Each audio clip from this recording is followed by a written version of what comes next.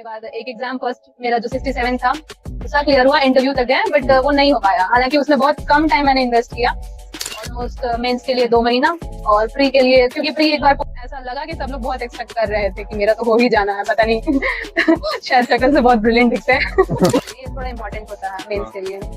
तो आंसर्स क्योंकि खुद से बनाए थे तो ज्यादा एफर्ट नहीं लगा याद करने में।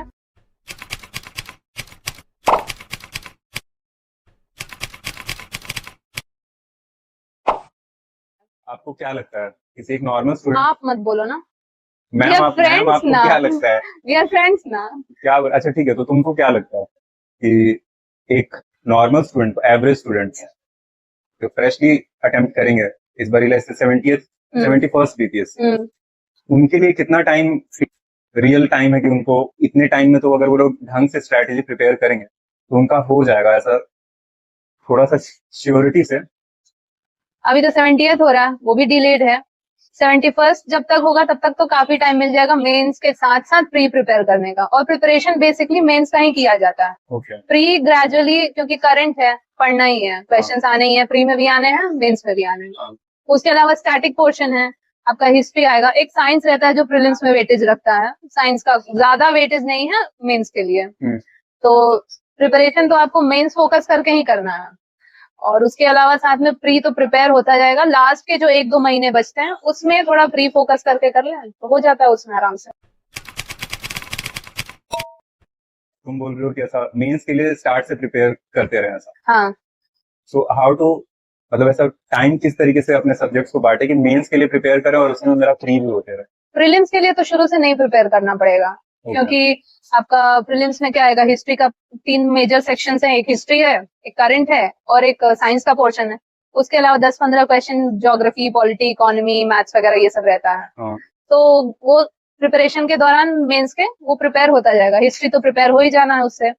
साइंस एक एक्स्ट्रा बचता है तो वो पीवाईक्यूज लगा के हो जाता है, तो वो 2 महीने में हो जाएगा। करंट भी साथ साथ, क्योंकि मेंस के लिए प्रिपेयर करें, करंट पढ़ना ही है, करंट भी प्रिपेयर हो जा रहा है। तो प्रीलिम्स तो मेंस के साथ प्रिपेयर हो रहा है, तो अलग से करना नहीं है। अलग से फोकस बस 1-1.5 महीने में पीवाईक्यूज वगैरह लगा ले ताकि पता चले गलती कहाँ हो रही है। सिली मिस्टेक्स भी बहुत होते हैं। लोग भी ऐसा नया तैयारी करना स्टार्ट करेंगे 21st बीपीएससी के लिए, उनको कौन सा रिसोर्स यूज करना चाहिए जिससे ऐसा मेंस भी तैयारी होते रहे, जिससे और प्री में भी उनको हेल्प मिलते रहे? वैसे तो स्टैंडर्ड बुक्स ही है, तो एनसीईआरटी तो पढ़ना ही चाहिए। उसके अलावा इकोनॉमी वगैरह है, तो अगर आपको कोई मतलब मिल जा रहा है कोर्स बढ़िया इकोनॉमी का, क्योंकि इकोनॉमी थोड़ा समझना डिफिकल्ट होता है अगर बैकग्राउंड कॉन्सेप्ट वगैरह ऐसा नहीं है। तो अगर कोई कोर्स मिल जा रहा है ठीक है, कोई एक्सप्लेन कर दे रहा है तो भी ठीक है, थोड़ा सा एफर्ट लगता है। इसके अलावा पॉलिटी है, नॉर्मली लोग लक्ष्मीकांत पढ़ते हैं बट उतना बीपीएससी के लिए जरूरी नहीं है, कम में भी हो जाएगा। उसके बाद करंट है, तो एक न्यूज़पेपर एटलीस्ट फॉलो करना चाहिए, क्योंकि वो प्री में तो हेल्प करेगा ही, मेंस में भी हेल्प करेगा। या तो न्यूज़पेपर नहीं फॉलो करें तो कोई भी एक यूट्यूब का चैनल ले लें, पीसीएस वाला, बीपीएससी देना है तो बीपीएससी वाला, उसमें करंट्स देते रहता है और उसमें रेलेवेंट उसके साथ स्टैटिक डेटा भी आ जाता है, तो वो आंसर राइटिंग के लिए भी बढ़िया रहेगा, प्रीलिम्स का भी प्रिपेयर हो जाएगा। तो पॉलिटी वगैरह भी करंट से ही लगभग हो जाता है। हिस्ट्री के लिए तो एनसीईआरटी ऑफ कोर्स सबसे बेटर रिसोर्स तो मेरे ख्याल से इंटरनेट है। हाँ, इंटरनेट पे कोई भी आपको टॉपिक चाहिए, आप टॉपिक डालिए, क्योंकि फिल्टर्ड कंटेंट आपको देखना, आपको नहीं ज्ञानी नहीं बनना होता है। फिल्टर्ड कंटेंट मिला तो यूपीएससी बाद में ऐड कर देना। मतलब टॉपिक का नाम देके और बायोटेक्नोलॉजी लिखे, बाद में यूपीएससी लिख दिए, तो उसमें फिल्टर्ड कंटेंट सिर्फ कोचिंग वाला आ जाएगा, जिसमें आपको करंट में अगर कुछ इशू है वो भी मिलेगा, उसका स्टैटिक बैकग्राउंड सब मिल जाता है एक जगह इकट्ठे, तो बहुत ज्यादा सर्फ नहीं करना पड़ता इंटरनेट को। वो सबसे बेस्ट रिसोर्स है। सो ऐसा स्ट्रिक्टली बुक्स को फॉलो नहीं करके टॉपिक्स अगर ऐसा वो करते हैं, टॉपिक सिलेबस इम्पोर्टेंट है, सिलेबस के अकॉर्डिंग, सिलेबस तो सबसे इम्पोर्टेंट है। प्रीलिम्स के लिए तो बस क्वेश्चंस लगाना होता है, क्वेश्चंस लगाने। मेरा रिसोर्स बेसिकली पीवाईक्यू और घटना चक्र का जो हिस्ट्री और साइंस है वो फोकस रहता है, तो उतना से मेरा कवर हो गया। मेंस के लिए मेरा मेंस जो 67th हुआ था, तो 2 प्रीलिम्स के रिजल्ट के बाद जो 2 महीने थे उसी में मेरा जितना नोट्स था और जो भी कंटेंट मटेरियल जितना था वो सब उसी टाइम में बना। अच्छी बात ये थी कि उस टाइम टेस्ट सीरीज लिए थे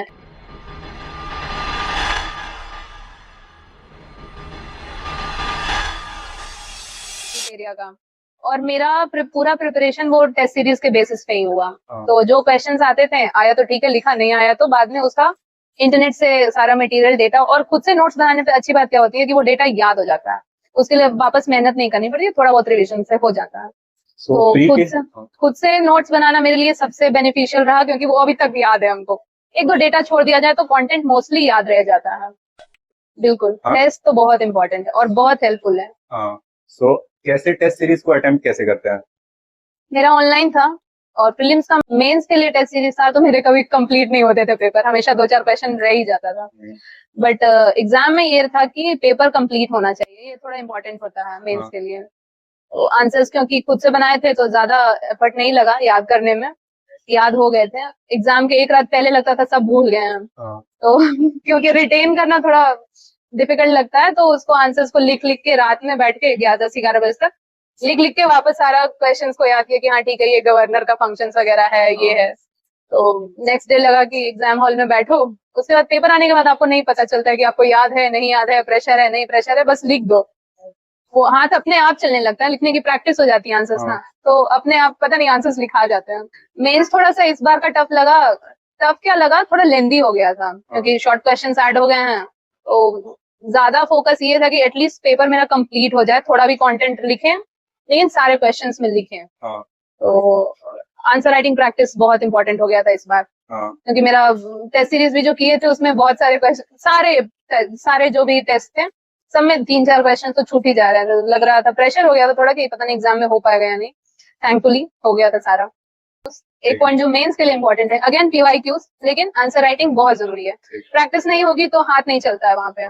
और इंटरव्यू के लिए तो आपका पूरा प्रिपरेशन जब हो गया है तो आपको नॉलेज है, उसके बाद बस आपको अपडेट करना है, थोड़ा सा अपना पर्सनालिटी पे ध्यान देना है कि यू शुड बी ऑनेस्ट, आप जो है सो दिखने चाहिए, फेक नहीं करना है। So if you like this video, do you know what you will definitely like more? The new subscribe button animation that YouTube just added. It was a pleasure And being you can here, easily find it right below this talking with video. you, So your yeah, viewers. thanks for watching.